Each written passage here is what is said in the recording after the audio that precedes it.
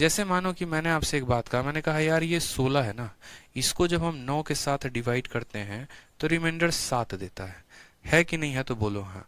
जैसे मानो ठीक है 25 है ना, तो 25 को जब हम 9 के साथ डिवाइड करते हैं तो रिमाइंडर 7 देता है।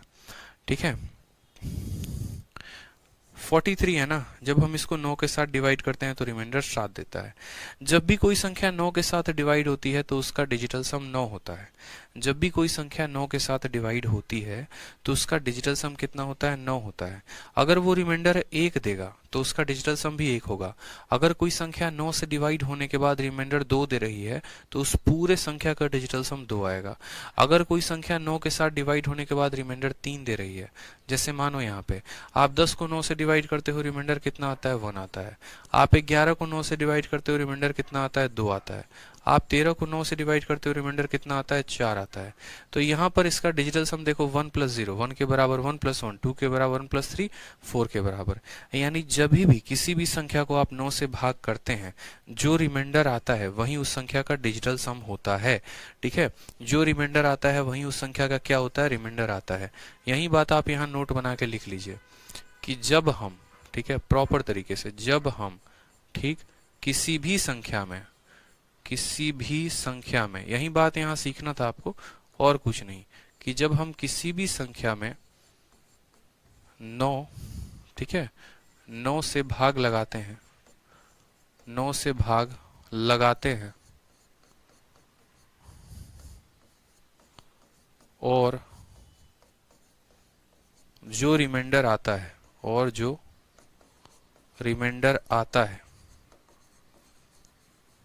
जो रिमाइंडर आता है वही उस संख्या का डिजिटल सम होता है। वही उस संख्या का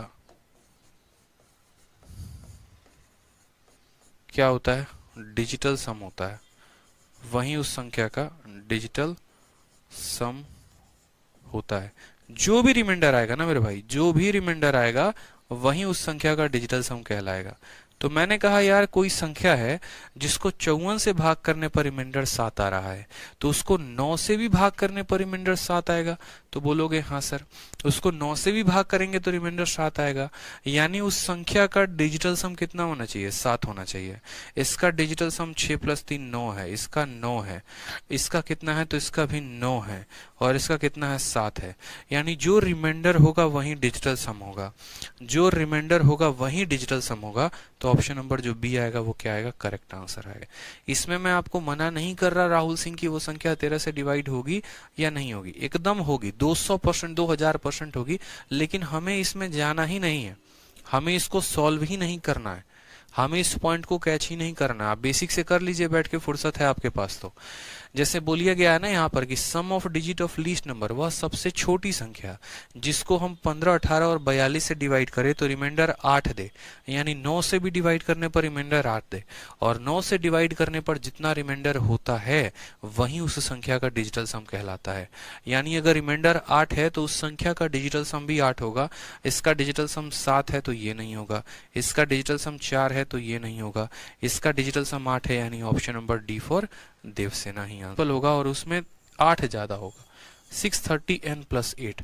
ऐसे सवालों में जब भी हमें दिया जाए, ऐसे सवालों में जब भी हमें दिया जाए तो सबसे पहले जो संख्याएं बोली गई होती हैं, सेम रिमाइंडर के केस में जो भी संख्या बोली गई होती है, क्या करते हैं? उनका एलसीएम निकालते हैं। एलसीएम आ गया तो जो हमारा नंबर होता है ना वो इसी के मल्टीपल से 8 ज्यादा होता है। क्यों?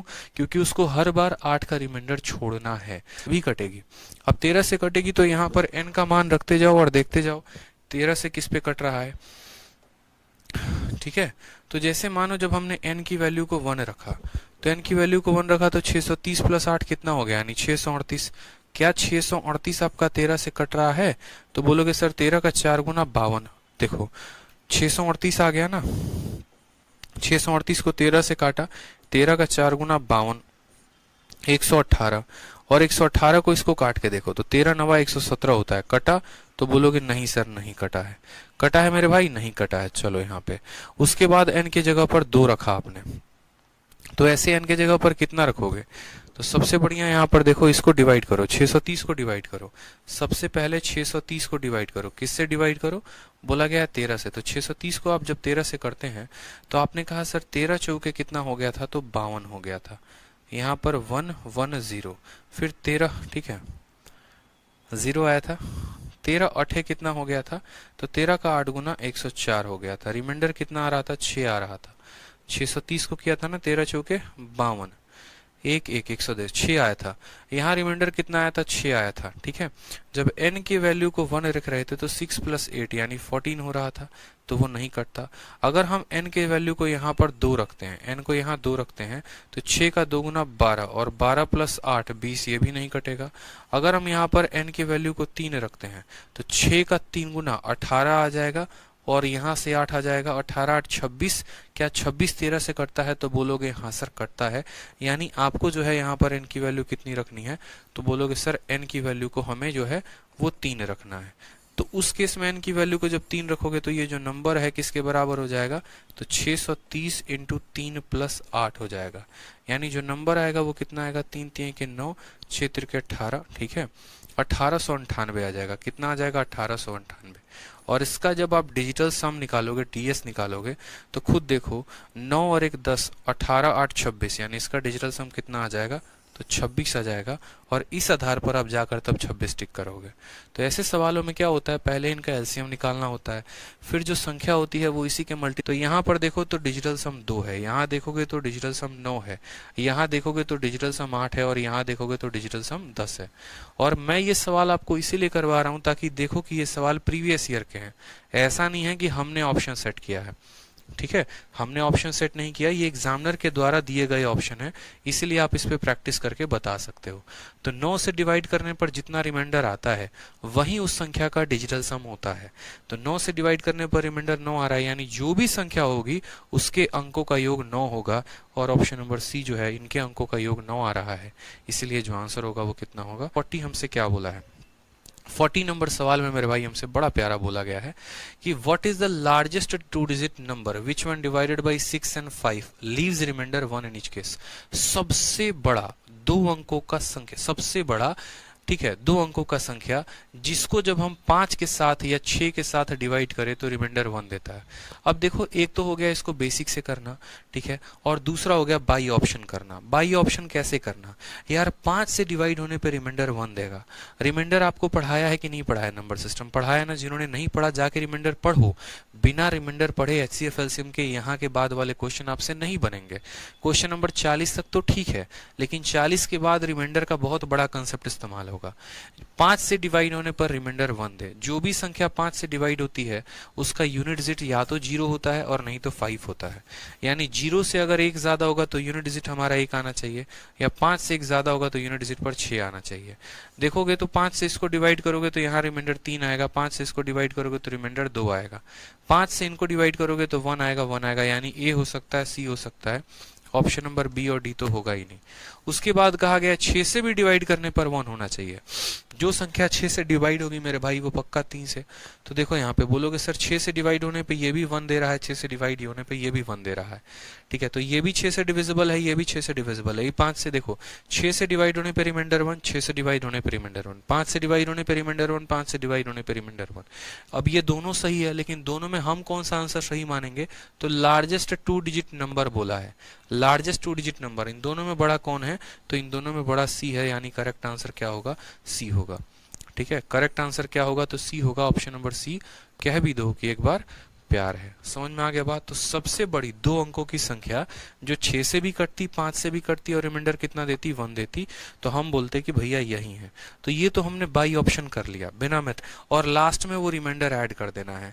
तो 30 का मल्टीपल, और ऐसा मल्टीपल जो 2 अंकों की सबसे बड़ी संख्या बना दे।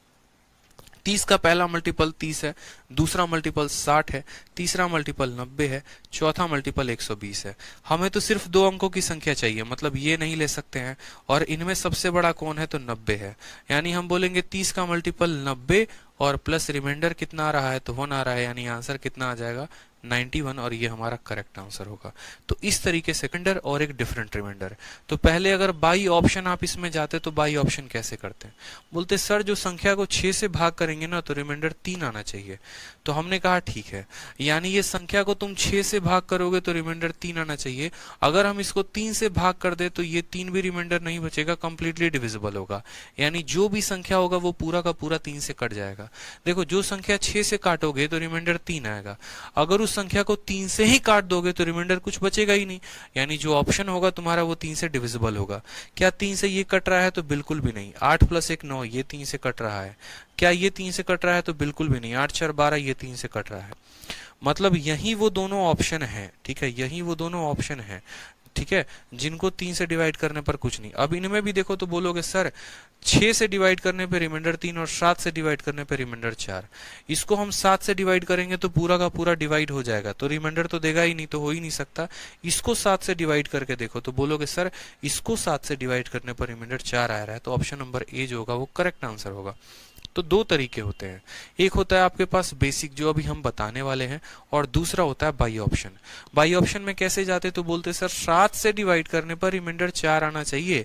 पहला वाला ऑप्शन को ही देखिए, जब हम इसको 7 से भाग कर रहे हैं तो 7 का 11 × 77 होता है, और 77 से 4 ज्यादा है, मतलब यहाँ 7 से डिवाइड करने पर रिमाइंडर 4 बस इसी के पास है और किसी के पास नहीं है।